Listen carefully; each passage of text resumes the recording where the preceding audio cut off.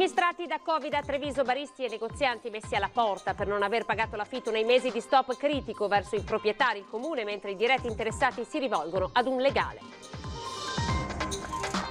E in aiuto a bar e ristorante, Casugana introduce una procedura semplificata per chiedere l'allargamento del plateatico e per far posto a sedie e tavolini, chiusure serali di strade e piazzette secondarie. Da lunedì una seconda tranche di assegnazione del buono alimentare Treviso Solidale per l'acquisto di spesa e beni di prima necessità.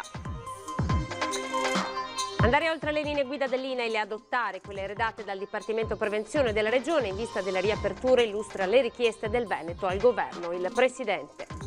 A Casale sul Sile nuova protesta di commercianti e imprenditori, non solo le chiavi consegnate in municipio, anche simboliche sagome in piazza.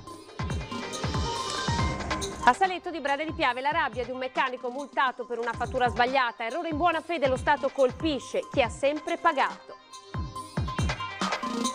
Impiccatela dopo il post-shock e la bufera sul consigliere di Asola Proda in consiglio comunale. Il sindaco chiede una lettera di scuse. Nico Basso non arretra, parole sgradevoli, ma sono stato strumentalizzato.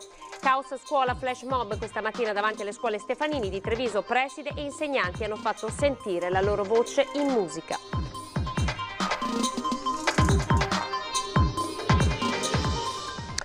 Buonasera, ben ritrovati a tutti voi. L'edizione trevigiana dei nostri notiziari. Le notizie più importanti le avete ascoltate nei nostri titoli. Mentre vi stiamo parlando è ancora in corso il CDM che serve ad approvare il famoso e tanto atteso decreto rilancio. Ma intanto andiamo a vedere com'è la situazione qui nella nostra regione per quanto riguarda i casi e il contagio da coronavirus. Notizie confortanti, sono soltanto 10 nuovi positivi in tutto il Veneto e nella Marca trevigiana si conta soltanto un caso in più di positività al coronavirus. I casi attualmente positivi tra Treviso e provincia sono in tutto 817, mentre in tutto il Veneto sono 4.953.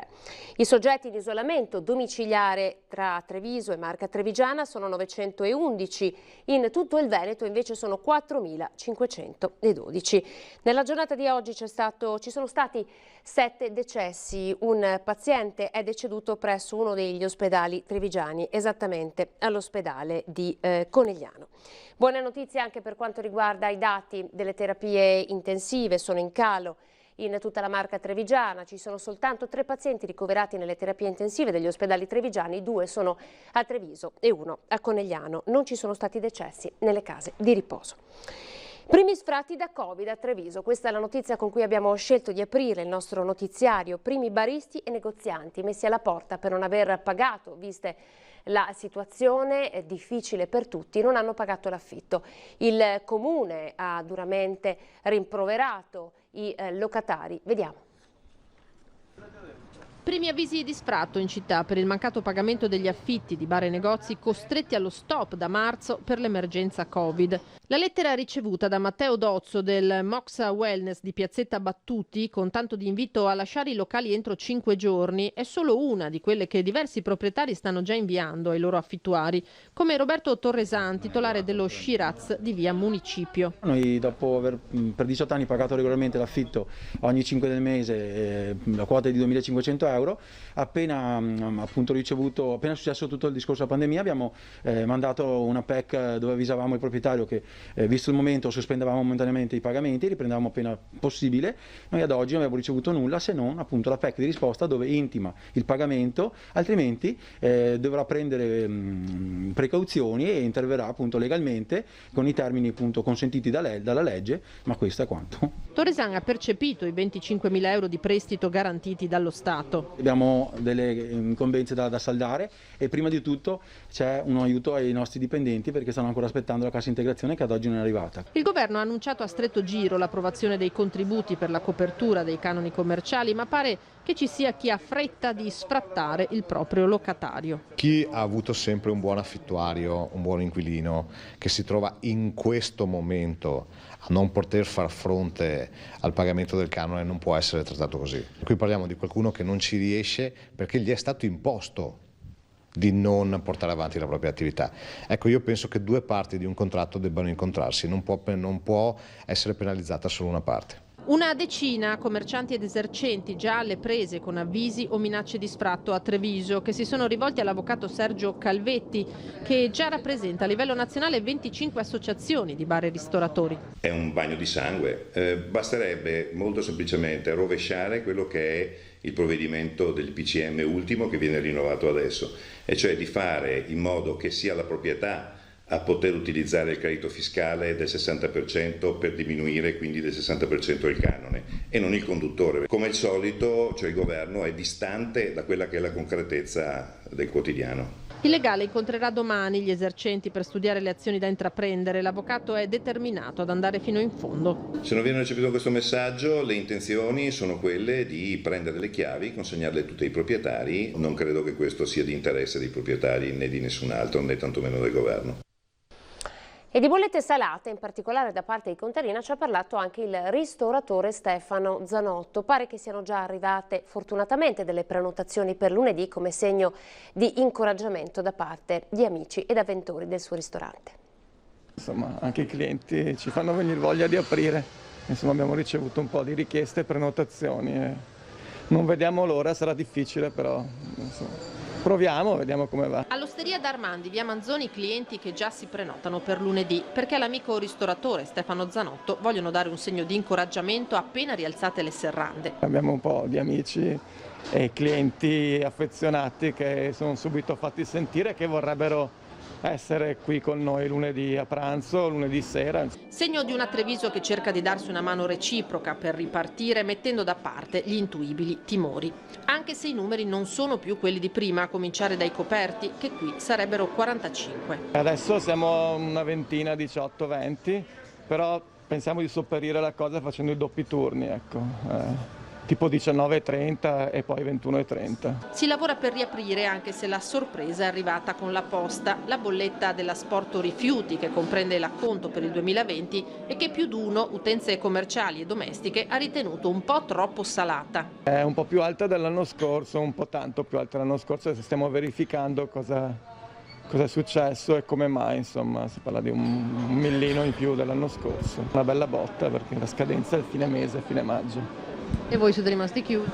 Noi siamo rimasti chiusi e un po', vabbè, arriverà tutto dopo dagli affitti che abbiamo sospeso, le bollette. Zanotto, che ha 11 dipendenti tutti in cassa integrazione, non ha ancora beneficiato di sussidi o prestiti statali. Ma dovrò farlo sicuramente perché insomma, sono 2 mesi e mezzo, quasi 3 di incassi mancati. Credo ancora nel qualcosa a fondo perduto, ecco, ancora.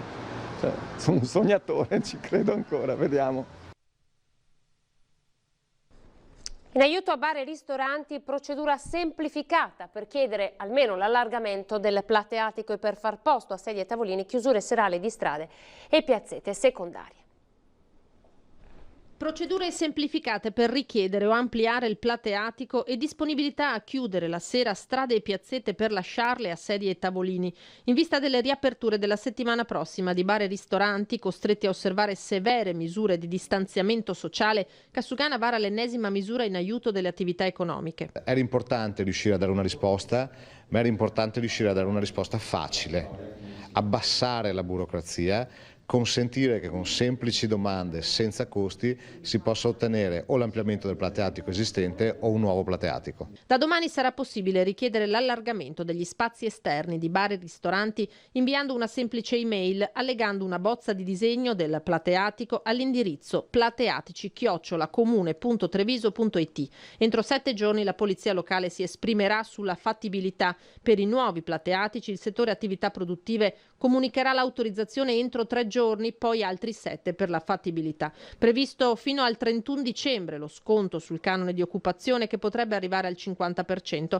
massima flessibilità poi per trovare i nuovi spazi da occupare. Anche venendo meno a quelle che sono sempre state le caratteristiche dell'area limitrofa, dell'accessibilità, sempre naturalmente compatibilmente con le esigenze della viabilità e quant'altro, anche se fosse necessario con piccoli interventi di chiusura al traffico in orari notturni, meglio dire in orari serali più che notturni, per consentire appunto il maggior ampliamento. Stiamo parlando di un decreto che si chiamava aprile, siamo a metà maggio, i cittadini disperati, preoccupati, impauriti continuano a suonare il campanello del municipio, a fermarti per strada, a chiamarti al cellulare e necessitano di risposte. La pazienza dei sindaci, dice nella veste di presidente Veneto Anci, è finita visto che neppure un'istanza è stata accolta. Lo Stato deve fare lo Stato, i comuni devono fare i comuni. Non vorrei che passasse il messaggio che il sindaco, pur chiamandosi Conte, si sostituisce al premier Conte.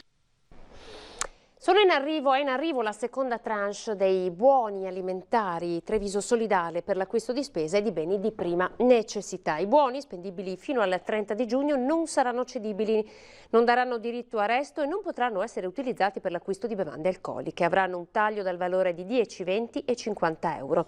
Le richieste potranno essere inoltrate dal 18 al 26 maggio sia online sia accedendo al sito www.comune.treviso.it. compilando il form oppure tramite modulo scaricabile sempre dal sito. La domanda cartacea andrà poi presentata da lunedì a venerdì dalle 9 alle 11:30 ai centri d'ascolto Caritas Cittadino, San Liberale, San Pio X e da lunedì al venerdì al centro di ascolto diocesano. La consegna dei buoni avverrà a partire dal 27 di maggio nella sede dei servizi sociali di Viale Vittorio Veneto.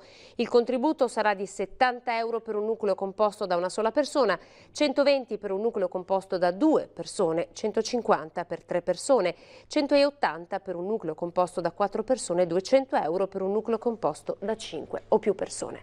Queste sono tutte le indicazioni, ovviamente potete anche andare a vedere la pagina del Comune di Treviso se avete bisogno di ascoltarle ancora una volta, leggerle ancora una volta.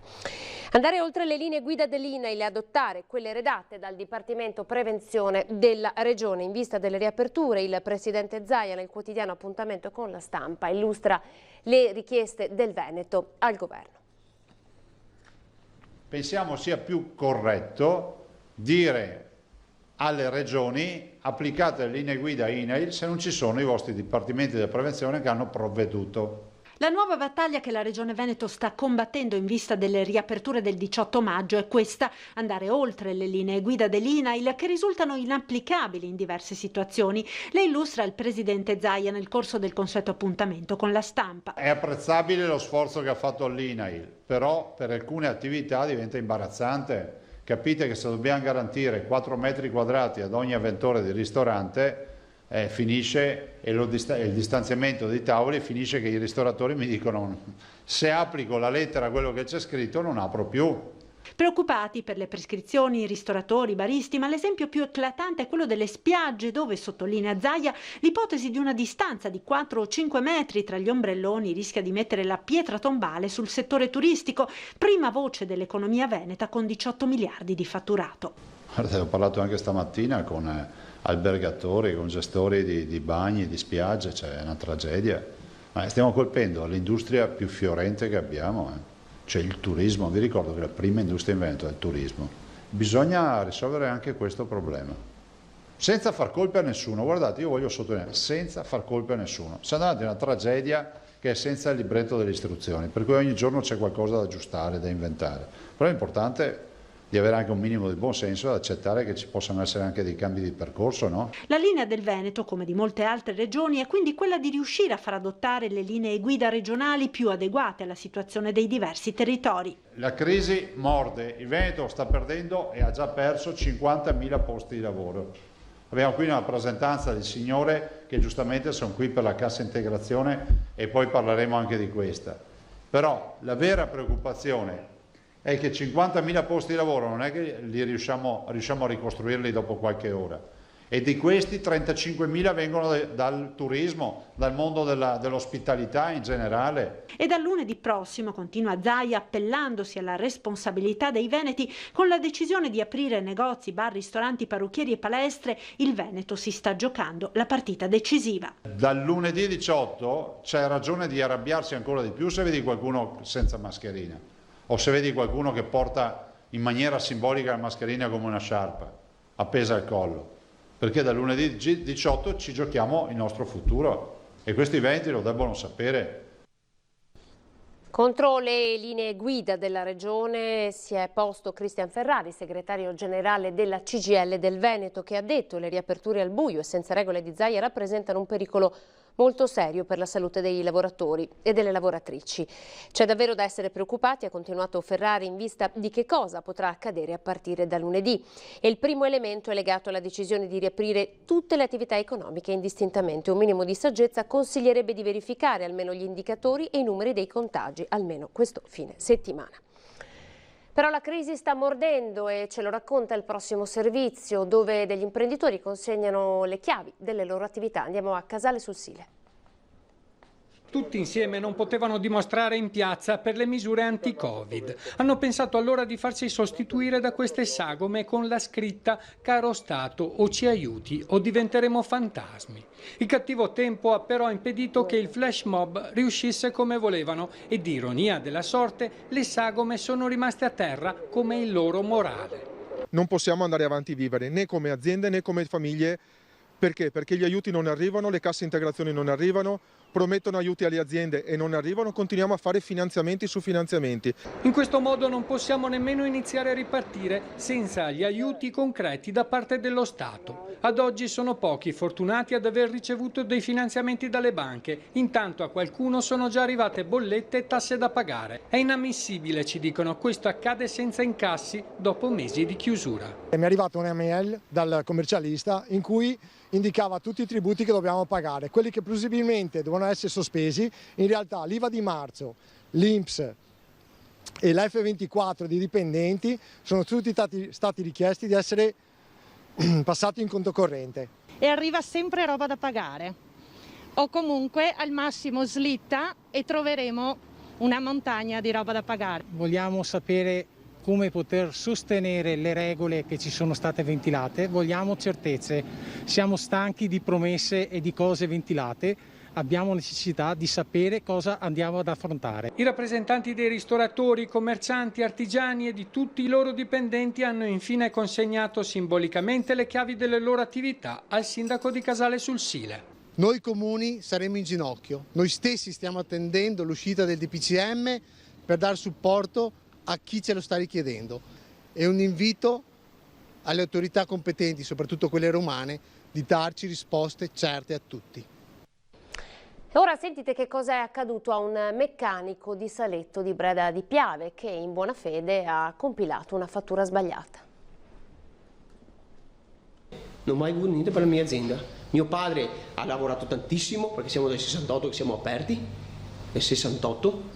Mio padre ha lavorato, ha creato qualcosa per me e per i miei fratelli e io sto mangiando quello che ha creato mio padre e un domani i miei figli vedrò cosa posso dirgli. Ho mangiato tutto perché no, perché sono un alcolizzato, questo, no, perché ho mangiato tutti perché ho andati qui a Roma, a Treviso, non so dove chi vada, perché a questo punto non so dove che vada i soldi. Saletto di Breda di Piave, Dennis interrompe il lavoro per parlare con noi, tutta addosso, agita le mani mentre parla perché è arrabbiato con lo Stato perché si è visto recapitare una multa di 32 euro per aver sbagliato a scrivere una fattura. Ho compilato, ho mandato via, la fattura è stata mandata via regolarmente. Cosa è successo? Che al momento mi ha chiamato e poi mi ha detto guarda che è tornato indietro perché hai messo questi 11 zeri, non andavano messi. Ho detto guarda cosa posso fare? La modifico, la cambio? Sì, bisogna modificarla, la rifacciamo, la rimandiamo. Gentilmente mi ha rifatto la fattura, abbiamo rifatto la fattura, mandata. Ieri mi chiama pomeriggio e mi dice Dennis guarda tutto ok, tutto a posto, abbiamo risolto il problema, si può procedere. Però c'è una nota dolente. Ho detto cosa succede? C'è una contravvenzione da pagare.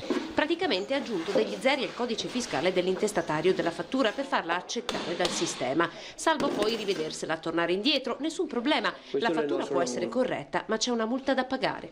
31,25 euro, non sì 31,25 euro perché mi manca 50 se ve manca, ma è questione proprio di principio. Questa è stata una cosa che non mi va ancora giù oggi perché vedendo un attimo i problemi che abbiamo, vediamo cosa morti che è successo, vediamo tante situazioni.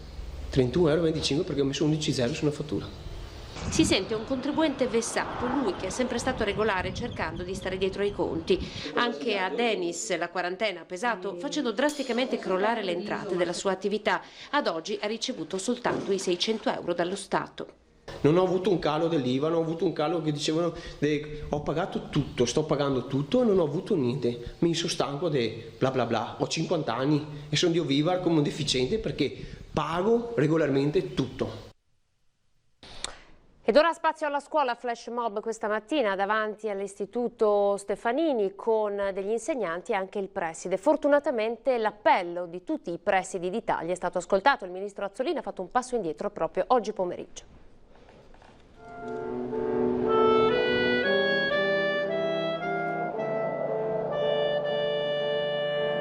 Ieri tutti i miei problemi sembravano così lontani, ora sembra che siano qui per restare. È uno dei grandi successi dei Beatles che i professori dell'Istituto Stefanini hanno scelto di suonare davanti alla scuola questa mattina. Adesso desidero tanto, ieri, recita la canzone dei ragazzi di Liverpool, quasi a rimpiangere un passato nemmeno così lontano, dove insegnanti e alunni avevano un rapporto vero e si poteva insegnare guardando negli occhi i ragazzi. In questo caso la musica si veste di un contenuto diverso. La scuola per gli insegnanti non è solo il luogo di lavoro, ma è un luogo di ritrovo che unisce energie, emozioni. In questi mesi a noi la scuola ci è mancata tanto e in quanto insegnanti di strumento, magari declinati anche in altre materie, però siamo prima di tutto musicisti, credo fosse giusto dare un segnale che la musica alle Stefanini non solo non si è spenta, ma ha continuato a vivere ed è arrivata a fino ad oggi. Tra i tanti problemi legati alla didattica a distanza per i professori dell'istituto, l'incognita è l'esame di terza media che, così come predisposto dal governo, imporrebbe ai docenti di dedicarsi soltanto a chi deve affrontare gli esami, lasciando da parte tutti gli altri alunni. Io ho quasi 200 studenti tra 8 classi più 15 privatisti, sono circa appunto 200 e per fare gli esami dovrò cominciare, per fare le audizioni del lavoro che gli assegniamo, dovremmo partire intorno al 22-24 maggio per riuscire a fare tutti. Ma nel pomeriggio è arrivato il messaggio confortante del ministro Azzolina che ha accolto gli appelli pervenuti dai presidi. Ho subito dato la mia disponibilità, ha detto in audizione alla Camera, a concedere tutto il tempo che serve alle istituzioni scolastiche per svolgere il procedimento in assoluta serenità. Dopo yesterday i docenti hanno eseguito Il Signore delle Cime e Let It Be.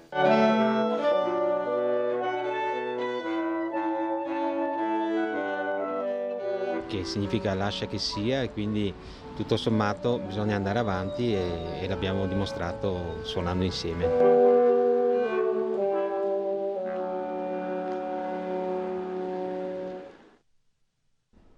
Pochi secondi di pubblicità.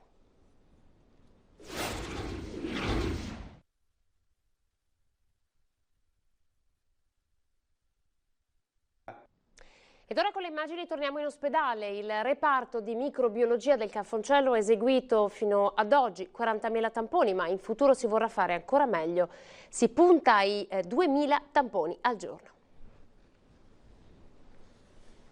Tamponi per tutti. La caccia all'asintomatico positivo è fondamentale. Ogni asintomatico contagia 10 persone. Lo sa bene il primario di microbiologia Roberto Rigoli, che dall'inizio dell'emergenza coronavirus con la sua equipe al Cafoncello ha toccato quota 40.000 tamponi analizzati, risultato ottenuto solo nella Marca senza tener conto dei tamponi effettuati per le altre ASL. In futuro l'obiettivo del reparto è raggiungere i 2.000 tamponi al giorno. E abbiamo aumentato, diciamo così, la produttività perché in questo momento, proprio perché si apre l'attività, si circola di più e noi dobbiamo alzare ancora di più la guardia. Altro risultato ragguardevole è il numero di test seriologici, test svolti tramite analisi su una sola goccia di sangue e in grado di aiutare a conoscere meglio la reale diffusione dell'infezione. Questo tipo di test lo abbiamo utilizzato anche come screening nell'RSA, l'abbiamo utilizzato per le forze dell'ordine, l'abbiamo utilizzato moltissimo nel territorio. Pensate che abbiamo fatto 12.500 test con questo sistema. In questi mesi di pandemia il personale del reparto ha lavorato incessantemente per garantire questi numeri senza concedersi un giorno di riposo da 3 mesi a questa parte. Così anche in tutti i reparti di microbiologia del Veneto. Tutti i miei colleghi di tutto il Veneto stanno veramente dando l'anima, non è solo Treviso, ci tengo a dire questa cosa qui. Quindi devo dire che è un lavoro di squadra all'interno del Veneto straordinario. Adesso ci spostiamo ad Asolo per tornare a parlare del post-shock nei confronti della cooperante che è stata liberata. Il caso è approdato in Consiglio Comunale. Sapete tutti che sono una persona diretta e senza peli sulla lingua.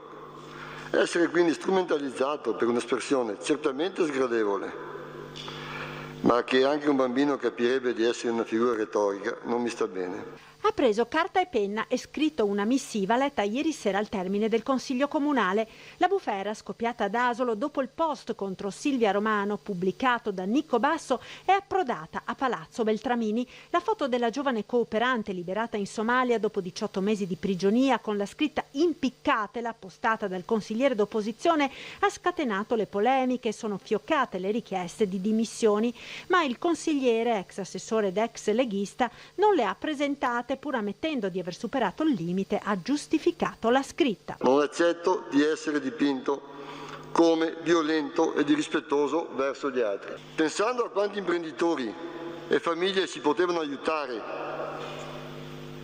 con 4 milioni di euro, sono sincero, lo sforo è stato diretto e il termine spontaneo. Sicuramente ho superato il limite. Ma il momento storico che stiamo vivendo a livello globale non è dei più sereni e la tensione è alta, altissima.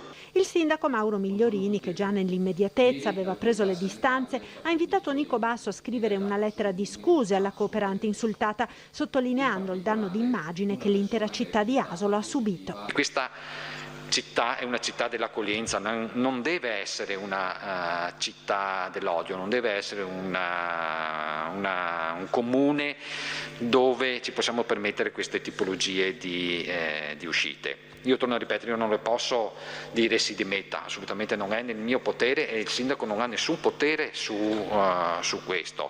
Io vedo già un passo avanti, lo ripeto, su ciò che ha detto questa sera. Io non so se ci saranno dei risvolti legali da parte di qualcuno che minaccia querele, minaccia questo, minaccia l'altro, lo faccia, per l'amor di santi lo faccia. Io vedo che comunque ciò che ha scritto ha provocato un danno che dobbiamo assolutamente bloccare, evitando ulteriori uscite di questo tipo. Valuto con serenità una sua presa di posizione ufficiale, con il sistema che ritiene più opportuno lei, di scuse nei confronti di quella cooperante. Non c'entrano i 4 milioni di euro, non c'entra lo Stato, qui è stata attaccata una donna.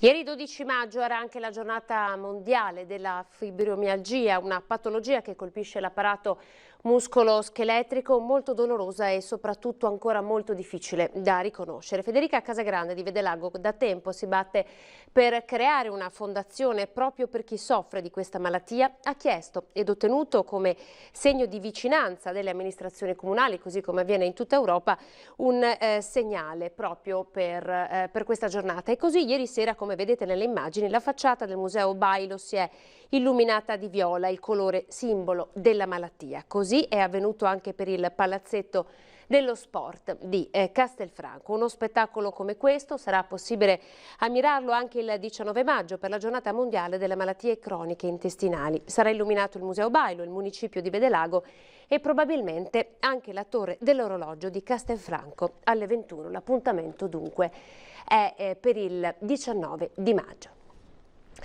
Ora le notizie che arrivano dal Bellunese.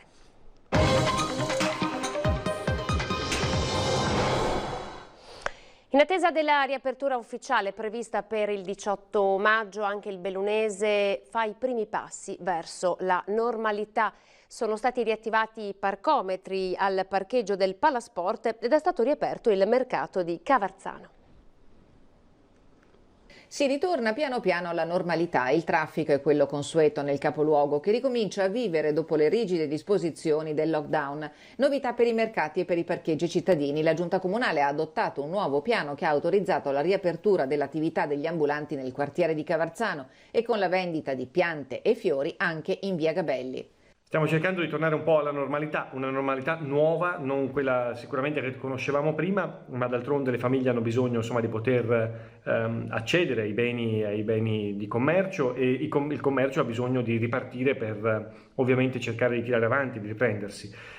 Per arrivare alle riaperture, la Giunta Comunale ha modificato la distanza minima tra i posteggi, che scende da 20 a 10 metri, seguendo, come per il precedente piano, le indicazioni dell'ordinanza regionale. Questo ha consentito la riapertura del mercato di Cavarzano, che con le precedenti indicazioni non godeva di sufficienti spazi.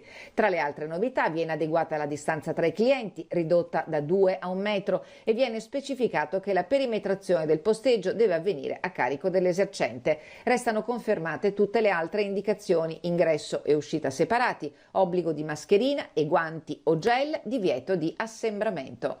Noi cercheremo di dare il massimo dal punto di vista del controllo e dell'organizzazione.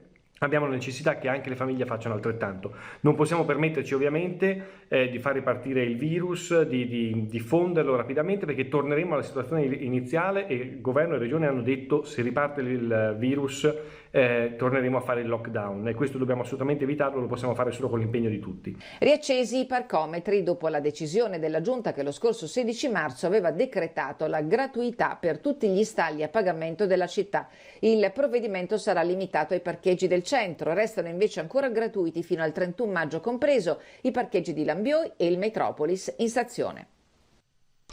La conferenza dei capigruppo consigliari del Comune di Feltre ha stilato una serie di misure urgenti da presentare all'amministrazione comunale. Dapprima un confronto aperto con le parti sociali e le categorie economiche, poi le proposte. Parte dalla conferenza dei capigruppo consigliari del Comune di Feltre un pacchetto di misure urgenti per andare incontro alle necessità della collettività piegata dall'emergenza sanitaria causata da Covid-19. Abbiamo consegnato all'amministrazione un documento unitario scritto collegialmente, nel quale abbiamo individuato alcune prime misure urgenti per cercare di contrastare e tamponare questa situazione di crisi. Le misure riguardano sia i privati cittadini che le attività economiche della città, tenendo presente che attualmente il totale stimato dei minori introiti all'amministrazione supera il €500.000. Abbiamo ragionato su un ampliamento degli spazi pubblici per le attività economiche che dovranno iniziare la loro attività da qui ai prossimi giorni, ma anche abbiamo cercato di trovare un po' un punto di regia con l'ULSS per cercare di facilitare il più possibile dal punto di vista burocratico domande da parte dei gestori di attività, soprattutto legate ai problemi legati alle nuove distanziamento sociale, ma anche alle attività di pulizia e sanificazione dei locali. All'amministrazione la conferenza dei capigruppo ha chiesto di valutare l'eventuale estensione dell'esenzione della parte variabile per le utenze non domestiche della Tari, l'esenzione della TOSAP per i mesi che vanno da marzo a ottobre, l'esenzione dell'imposta sulla pubblicità per le attività economiche da marzo a giugno. All'amministrazione Perenzine si chiede di rivestire il ruolo di facilitatore tra gli enti preposti e gli esercenti in vista dell'imminente riapertura, di snellire gli iter burocratici laddove possibile e di concordare con le associazioni di categoria l'ampliamento degli orari di apertura per i pubblici esercizi. Da ultimo, ma non per questo meno importante, la promozione del territorio che consenta a Feltre di presentarsi nei mesi estivi bella e piacevole da vivere oltre che da visitare. C'è una notizia di cronaca che riguarda un caso di maltrattamenti in famiglia. Ha maltrattato l'anziana madre per un anno intero, picchiandola, strattonandola, ingiuriandola e minacciandola di morte. Un incubo durato oltre un anno per la donna ottantenne. A conoscenza dei fatti gli altri figli della donna e gli operatori sociali che hanno segnalato la situazione ai carabinieri. Le indagini coordinate dalla Procura di Belluno si sono concluse in questi giorni con la richiesta della PM accolta dal GIP di emettere una misura di sicurezza. L'uomo, bellunese di 47 anni, è stato accompagnato in una struttura sanitaria della provincia dove sarà sottoposto a specifici programmi e trattamenti. Sempre in questi giorni il Tribunale di Belluno ha emesso un provvedimento coatto nei confronti di un 45enne di nazionalità ungherese ma residente a Feltre, arrestato lo scorso gennaio in flagranza di maltrattamenti alla moglie. L'uomo aveva lasciato la donna e i figli senza alcun sostentamento. Gli accertamenti patrimoniali avevano verificato che il 45enne percepiva uno stipendio fisso di oltre 2.000 euro al mese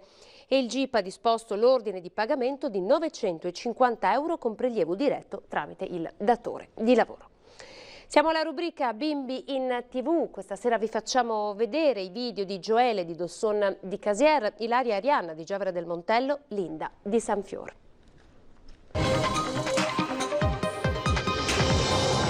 Cosa stai facendo? Sto aiutando nonno a raccogliere i piselli. Ah, e quali piselli bisogna raccogliere?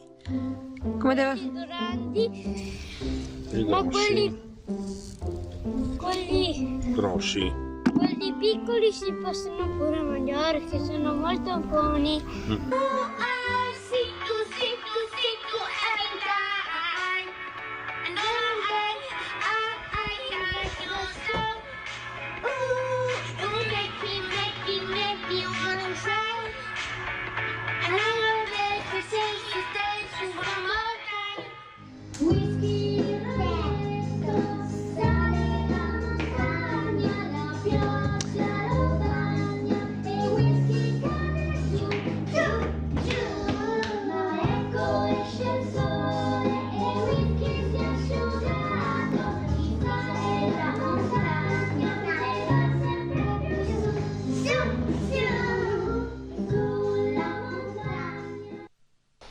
Continuate a mandarci i vostri video dei bimbi che andranno in TV. Vi chiediamo di mandarci dei video via WhatsApp al numero 351 17 55 340, non delle semplici foto ma dei brevi video, possibilmente in orizzontale. È tutto, grazie per essere stati in nostra compagnia. Ora le previsioni del tempo e poi un'ultima ora da trascorrere assieme per iniziare già a commentare il decreto rilancio. A tra poco.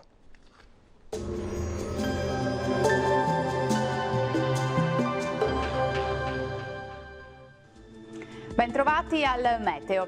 Tempo tutto sommato in prevalenza stabile sul nostro territorio, ma è atteso un nuovo peggioramento. Vediamo a partire da quando con l'aiuto della nostra grafica. Sul Veneto sarà asciutto un po' dappertutto, sarà anche ampiamente soleggiato, con cielo poco nuvoloso e solo con qualche locale addensamento. Entro la serata e soprattutto durante la notte la situazione però cambierà drasticamente con rovesci e temporali via via più diffusi. Temperature minime fino a 15 gradi, valori massimi compresi invece tra i 23 e i 26 gradi. Poche novità poi sul Friuli, Venezia Giulia, in giornata anche qui avremo bel tempo con il sole, vedete, dappertutto, ma anche qui durante le ore serali arriveranno le prime piogge. Temperature minime tra 12 e 16 gradi, massime invece tra i 23 e i 25 gradi. Uno sguardo infine alla situazione del Trentino Alto Adige, sole prevalente con qualche locale annuvolamento, anche qui durante la notte è previsto l'arrivo di precipitazioni un po' ovunque. Temperature minime sui 13 gradi, massime invece intorno ai 25 gradi. Dal meteo per ora è tutto, vi auguro un buon proseguimento con Antenna 3. Arrivederci.